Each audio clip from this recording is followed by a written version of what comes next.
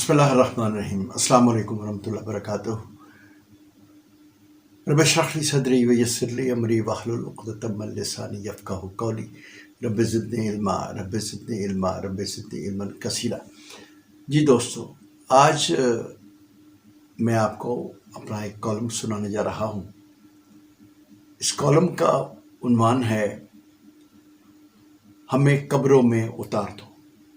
ये कॉलम मैंने कुछ अरसा कबल लिखा था, लेकिन हालात तब भी वैसे ही थे जैसे आज हैं। तो आगाज़ करते हैं। बिस्मिल्लाहिर्रहमानिर्रहीम। मैं हूँ आपका दोस्त, आपका भाई तारिक मलिक। कॉलम का उन्वान मैंने आपको बता दिया है कि हमें कब्रों में उतार दो। आगाज़ करते हैं कॉलम का। प्यारे क़ारीन, आप जिस कॉलम को सुनने जा रहे हैं, इसे लिखने से कबल मैंने अंधेरों को ख़त्म करने के लिए ट्यूबलाइट का स्विच ऑन किया, मगर फिर एक अनजाने खौफ से दूसरे ही लम्हे लाइट को बंद करके खिड़कियों को खोल दिया। अब दिल में एक और ख्वाहिश ने जन्म लिया कि अगर एक अदद चाय का कप हो जाए तो शायद मुंतशिर ख्यालात को मंजिल मिल जाए और एक बेहतरीन ख्याल को मुंतखब करके तहरीरी शक्ल में आपके सामने पेश कर दूं। मगर जब ये सोचा कि चाय के कप पर भी खर्चा होगा, जो कि अब 40 रुपए की हो चुकी है, तो वो इरादा भी मैंने तर्क कर दिया। दिल को समझाया, मगर कहने के बावजूद ख्यालात ने थमने का नाम न लिया और एक तसलसल के साथ हमलावर होते रहे। इन बीसियों ख्याल में से एक ने तो मुझे बेचैन करके रख दिया, और ये ख्याल कि सब की जो सांझी पीड़ है भूख का था। समझाने के बावजूद जब मुझे भूख ने सताने का मुसम्मम इरादा कर लिया, तो मेरा ख्याल उस बाजार की तरफ चला गया जहां बुनियादी ज़रूरतें दुकानों में सजी थी। ये बाजार अपनी लंबाई और चौड़ाई के एतबार से बहुत वसी था। मेरे देखते ही देखते जब मैं इस बाजार में पहुंचा, तो मेरे देखते ही देखते इस बाजार में इंसानों की भीड़ बढ़ने लगी। अब ये भीड़ जो है, ये बढ़ते बढ़ते अजदहाम का रूप इख्तियार कर रही थी। जिस तरफ मेरी निगाह उठती, सर ही सर दिखाई दे रहे थे। ऐसा लगता था जैसे मुल्क के सब बासी इस भीड़ में शामिल हैं। कुछ लम्हों के बाद इस भीड़ ने एक जुलूस की शक्ल इख्तियार कर ली और फिर ये जुलूस आहिस्ता आहिस्ता रेंगने लगा। दोस्तों, मैंने आगे बढ़कर इन सरों के चेहरे देखना चाहे तो मैं शशतर रह गया। हर शक्ल एक सी, हर चेहरे में ममासलत और हर चेहरे की रंगत सरसों के फूलों जैसी, और सबकी आंखें पथराई और फटी फटी सी, और होंठ ऐसे जैसे किसी ने नीले रंग से पेंट कर दिया हो। हजूम खामोशी के साथ चल रहा था, जैसे किसी जनाजे में शामिल हो। मुकम्मल खामोशी। मैंने गौर किया तो किसी भी इंसान के जिस्म पर मुकम्मल लिबास न था। नीम बरहनगी ऐसी के फटे कपड़ों से जिस्म झांक रहे थे। آہستگی سے چلتے اس ہجوم سے اب سسکیوں کی دھیمی دھیمی آوازیں میرے کانوں میں پڑنے لگی۔ میں نے رخساروں پر پانی کی جگہ خون کو بہتے دیکھا، ہر چہرہ لہو لہو تھا۔ میرا دل دہل گیا۔ دوستو، وہ منظر بہت دل خراش تھا۔ انسانوں کا ٹھاٹھے مارتا سمندر آہوں سے سسکیوں اور سسکیوں سے چیہو پکار کرتا ہوا آگے بڑھنے لگا۔ ہر جسم پر چیتھڑے، ہر بدن ناتواں، ہر چال میں نقاہت۔ میں نے اس ہجوم میں، اس بھیڑ میں، اس اژدہام میں بچوں، بچیوں، جوانوں، بوڑھوں اور خواتین کو دیکھا، مگر کسی ایک چہرے کو بھی میں پہچان نہ سکا کہ سبھی شکلیں ایک سی دکھائی دے رہی تھی۔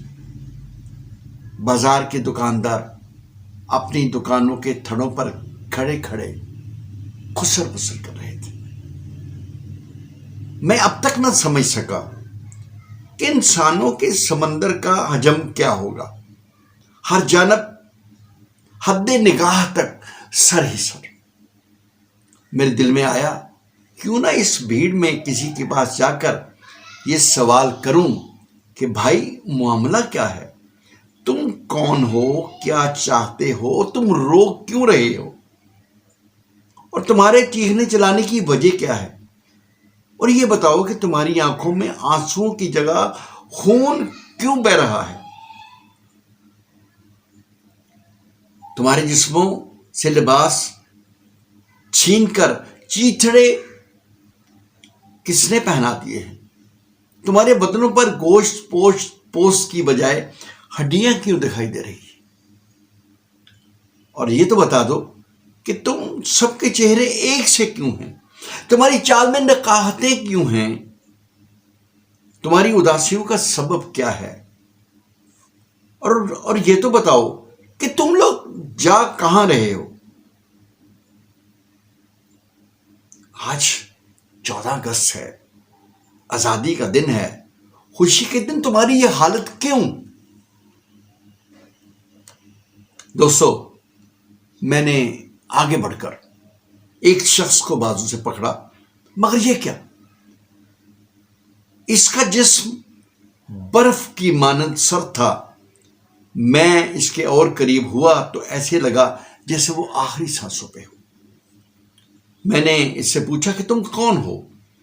مگر میرے سوال کا اس نے کوئی جواب نہیں دیا۔ وہ مسلسل آسمان کی طرف دیکھتے ہوئے چیخو پکار کر رہا تھا، جبکہ اس کے آنسو میرے سفید لباس کو رنگین بنائے جا رہے تھے۔ مجھے بغیر کسی جواب دیے وہ اپنا بازو مجھ سے چھڑوا کر پھر اسی ہجوم میں شامل ہو گیا۔ میں نے کسی اور سے بات کرنے کے لیے آگے بڑھنا چاہا، مگر ہجوم کی رفتار تو پہلے سے کچھ اور بڑھ چکی تھی۔ ہجوم کی رفتار میں تیزی کو میں سمجھ نہ سکا۔ میرا ذہن کند ہو چکا تھا، میری سوچیں رک چکی تھی، میرے خیالات منجمد ہو چکے تھے۔ میں نے کسی دوسرے کو پکارنے کے لیے اپنی زبان کا استعمال کرنا چاہا، مگر میرے حلق سے آواز نہیں نکل رہی تھی۔ میری زبان گنگ ہو چکی تھی۔ میرے پاس میری کوئی حص اگر درست تھی تو وہ صرف میری سماعت تھی۔ اچانک میرے کانوں میں ہجوم سے ایسی آوازیں آنا شروع ہوئیں،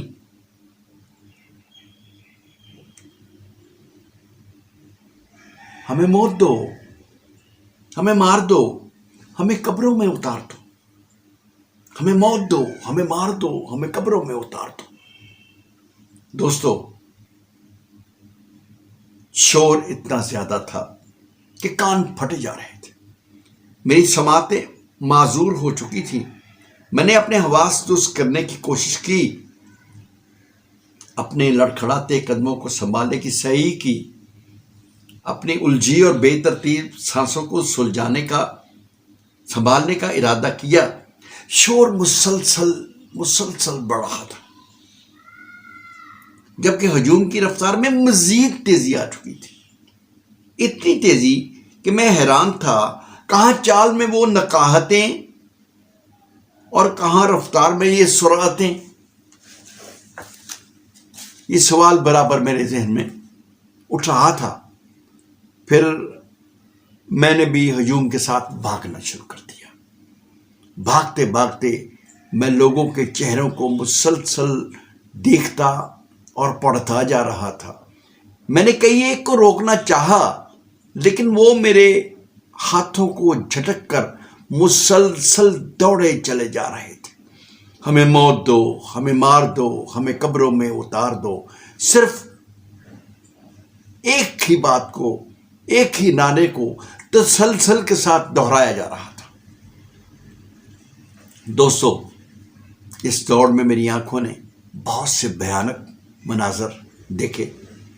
میری آنکھوں نے دیکھا کہ کئی لوگ اپنی رفتار دھیمی کرتے تو ہجوم کے قدموں تلے آ کے کچلے جاتے۔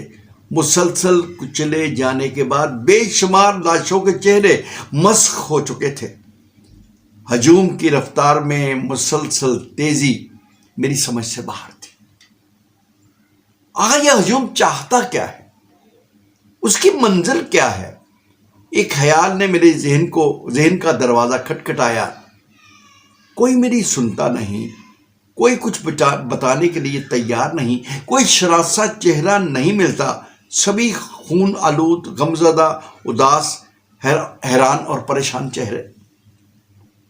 دوستوں، میں نے خود کو سنبھالا اور قدموں کو مضبوط کرتے ہوئے اپنے قریب سے گزرتے ہوئے ایک شخص کو میں نے دبوچ لیا۔ اب وہ مسلسل طور میرے شکنجے، میری گرفت میں تھا۔ مجھے چھوڑ دو، مجھے جانا ہے، آج ہم کسی کے کہنے پر نہیں رکیں گے، چھوڑ دو مجھے، چھوڑ دو مجھے، ہمیں موت دو، ہمیں مار دو، ہمیں قبروں میں اتار دو۔ چھوڑ دوں گا، میں نے کہا، مگر پہلے تم یہ بتاؤ تم کون لوگ ہو اور آج اتنا بڑا ہجوم کہاں جا رہا ہے؟ کہنے لگا، تمہیں نہیں پتا؟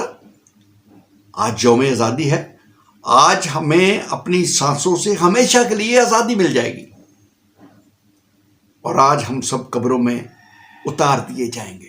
چھوڑ دو مجھے دیر ہو رہی ہے، میرے ساتھی میرا انتظار کر رہے ہیں۔ آج ہم سب اس ملک کے سبھی رہنے والے اس پھانسی گھاٹ کی طرف جا رہے ہیں جہاں کچھ دیر کے بعد ایک آواز گونجنے والی ہے، فائر! اور پھر ہم سب اپنی اپنی قبروں میں اتر جائیں گے۔ اس کے بعد یہ ملک ہوگا، اس کو لوٹنے، چاٹنے اور کھانے والے ہوں گے وہی خاندان جو گزشتہ کئی برسوں سے اس ملک کو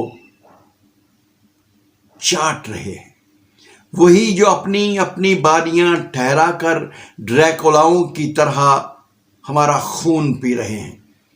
ہمارے بعد وہ مسلسل اور مکمل آزاد ہوں گے، انہیں کوئی بھی پوچھنے والا نہ ہوگا۔ یہ لو، اس نے کچھ مڑے توڑے کاغذات مجھے تھما دیے۔ یہ کیا ہے؟ اس نے کہا لگایا، شاید یہ سمجھ کر کہ یہ اس کی زندگی کا آخری کہا ہے۔ اس کے کہے میں مجھے بے بسی اور نفرت دکھائی دے رہی تھی۔ یہ ہمارے ذمے کچھ سرکاری اور غیر سرکاری بل ہیں، یہ ان کو دے دینا جو ایئر کنڈیشن دفتروں، ایئر کنڈیشن گاڑیوں اور ایئر کنڈیشن گھروں میں بیٹھ کر ہماری قسمتوں کے فیصلے کرتے ہیں۔ آخرکار اس نے خود کو میرے شکنجے سے آزاد کروا لیا اور ہمیں موت دو، ہمیں مار دو، ہمیں قبروں میں اتار دو کے نعرے لگاتا ہوا ہجوم میں شامل ہو گیا۔ دوستو، اچانک میں نے محسوس کیا کہ میری آنکھوں میں بھی خون کے آنسو جاری ہو چکے ہیں، میرا لباس بھی چیتھڑوں میں تبدیل ہو چکا ہے، میرے جسم سے گوشت پوست الگ ہو کر مجھے ہڈیوں کا ڈھانچہ بنا چکا ہے، میں نے محسوس کیا کہ میرا چہرہ بھی ان چہروں کی طرح ہو چکا ہے جو ہجوم میں شامل ہے۔ ہجوم کے شور اور رفتار میں حیرت انگیز اضافہ، ہمیں موت دو، ہمیں مار دو، ہمیں قبروں میں اتار دو کی آوازوں سے دل دہل رہے تھے۔ پوری دنیا کا میڈیا کوریج میں مصروف تھا۔ اچانک میری زبان پر بھی ہمیں موت دو، ہمیں مار دو، ہمیں قبروں میں اتار دو کا نعرہ بلند ہوا، اور بھاگتے ہوئے ہجوم میں ایک اور شخص کا اضافہ ہو گیا۔ اجازت دیجیے، انشاءاللہ دوبارہ ایک کالم کے ساتھ آپ کے سامنے آؤں گا۔ غور کیجیے، تفکر فرمائیے اس کالم کے بعد آج کے حالات پہ۔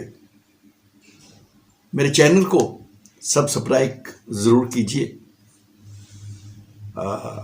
اور شیئر کیجیے، لائک کیجیے، کمنٹ باکس میں اپنے خیالات کا اظہار ضرور کیجیے، اور دیجیے اپنے بھائی طارق ملک کو اجازت۔